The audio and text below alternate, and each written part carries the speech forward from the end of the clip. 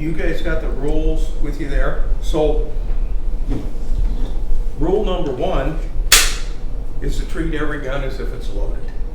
So if somebody was going to hand this to you, one of your buddies, your friends or whatever, you know, what are you going to assume? It's loaded. It's loaded. Yeah, that's it. Until you check it out, test it. Yeah. So, and then number 2 is to keep pointed in the safe direction. Now, Doug probably covered it, but the brick wall here is our safe direction. So we have the fireplace on this side, and we got a full brick wall that covers the other side, and that's where we'll be pointing our guns today. Number 3 is index your trigger finger. So I'll use this one here.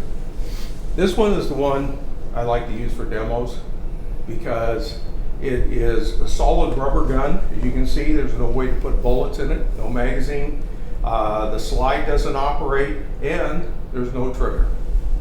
So this one's kind of safe to move around and twist around. This is the only one. All our other guns, we always keep them pointed in the safe direction. We talk about indexing.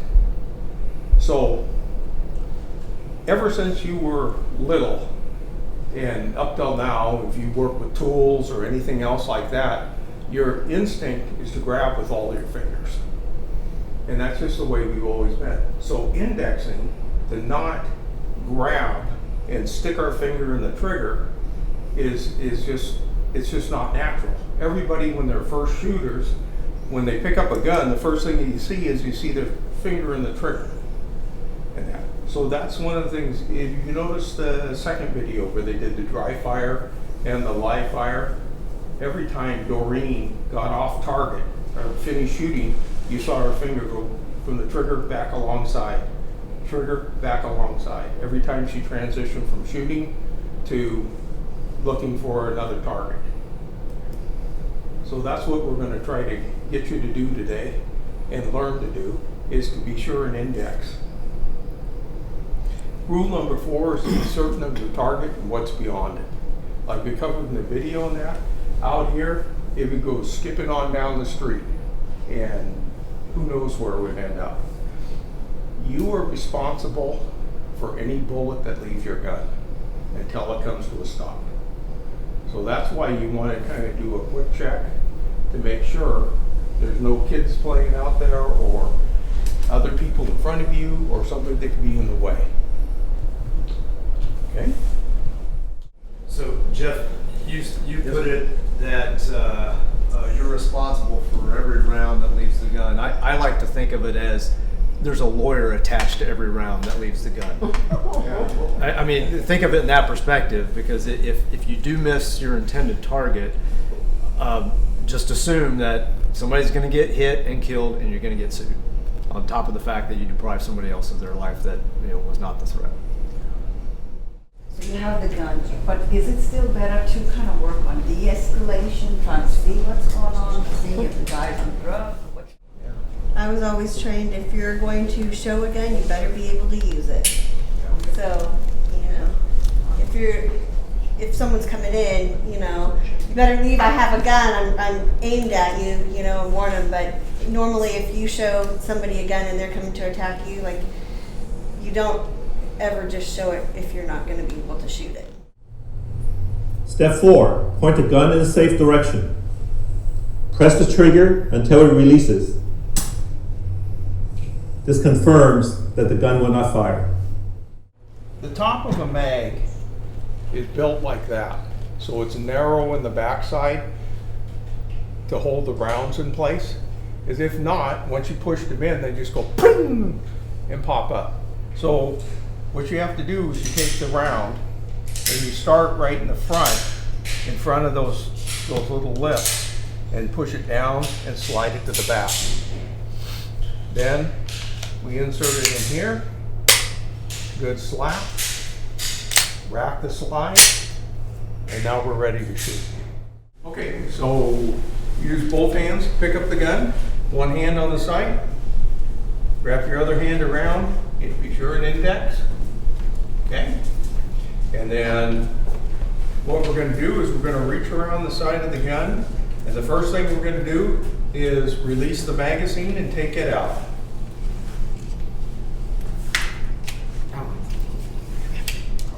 So somewhere on there, there's a button that you gotta push. Push this one. And make sure the gun is pointing in the safe direction while you're doing that. Yeah. If you're having difficulty, don't turn to your neighbor. Keep pointing straight at the targets. Keep the gun pointed at the wall and rotate your body. Yeah. So let's go ahead and set our guns down. Pick up our round we ejected. And let's go ahead and load that into the gun. Push the other rounds in the magazine down. And then put the bullet in. You might find it easier. Some point. No. Doing something quick. There you go. And then with your thumb, with your other thumb. Okay. Another finger. Push it down with one thumb. This one. Sometimes you At the back. At the back. There you go.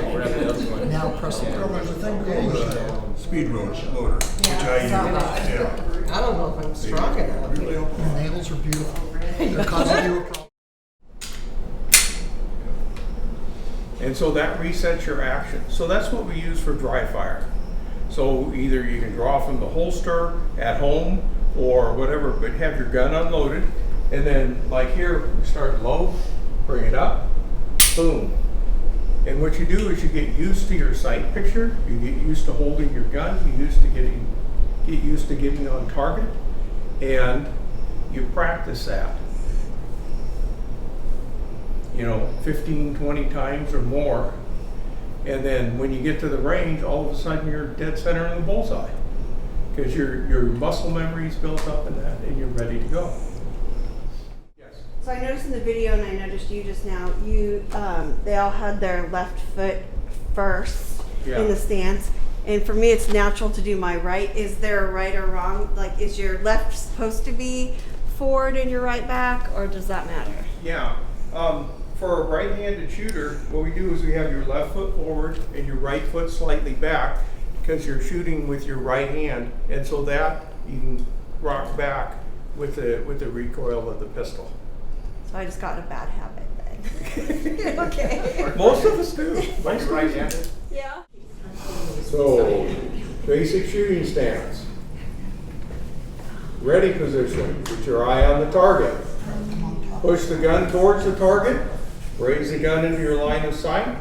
Align the sights on the target. Focus your eye on the front sight. Press the trigger slowly until it releases. Back to ready position. Now when I say go, on the go command, we're going to take one step to the left. We're going to bring our gun up to the target, number 6, and pull the trigger. Ready? Go.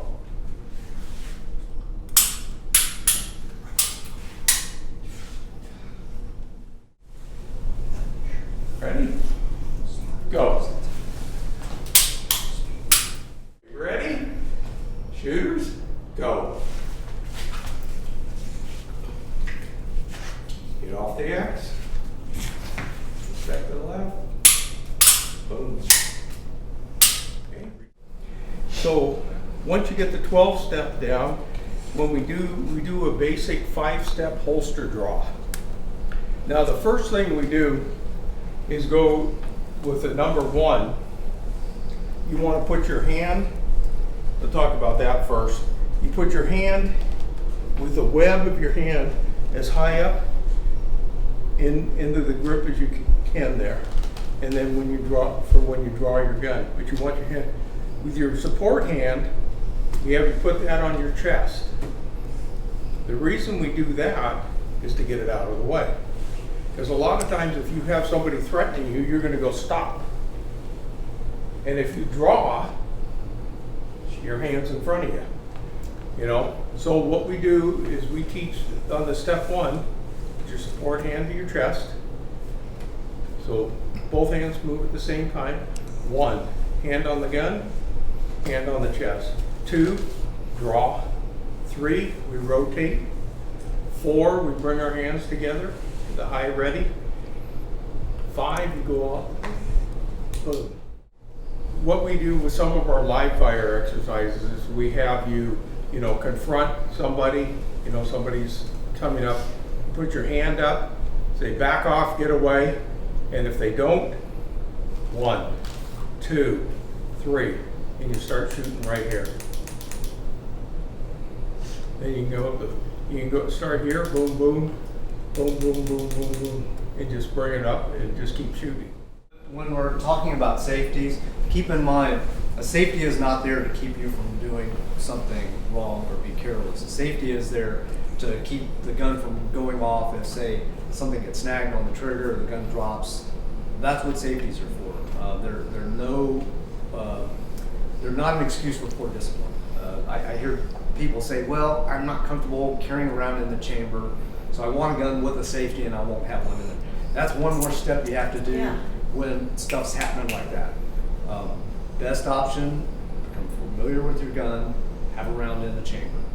So like this one here has an external safety. So this one here, you're going to have to flip it on before you can start pulling the trigger.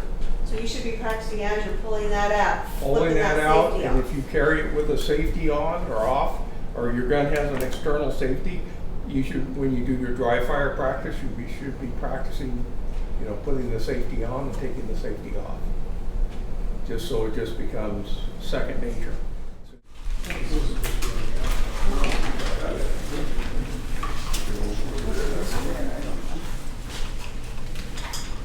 Oh, I think yours is upside down. I'm sure. There you go. I guess we're good. Thank you. You're so efficient, Bob, everybody has.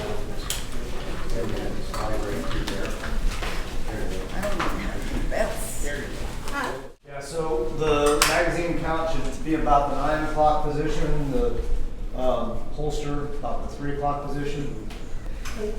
Wherever it's comfortable for me, it's right around my waist. Okay, we'll go through the steps. 1, 2, oops, go back to 1, go back to 1. Okay, 1, we put our hand on the chest, hand on the gun, both at the same time.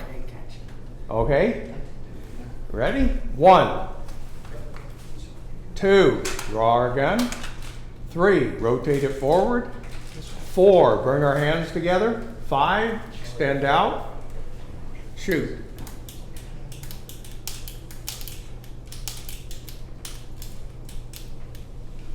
Okay, back to 4. Index? Yeah.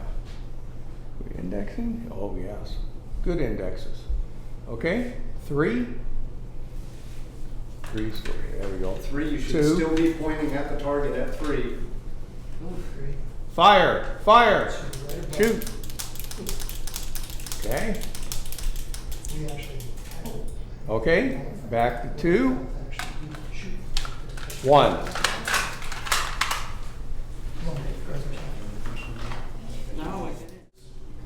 Okay. I'm good. Okay. We'll go through the steps slowly the first time. Okay, 1, hand on the chest, hand on the gun. 2, draw. 3, rotate.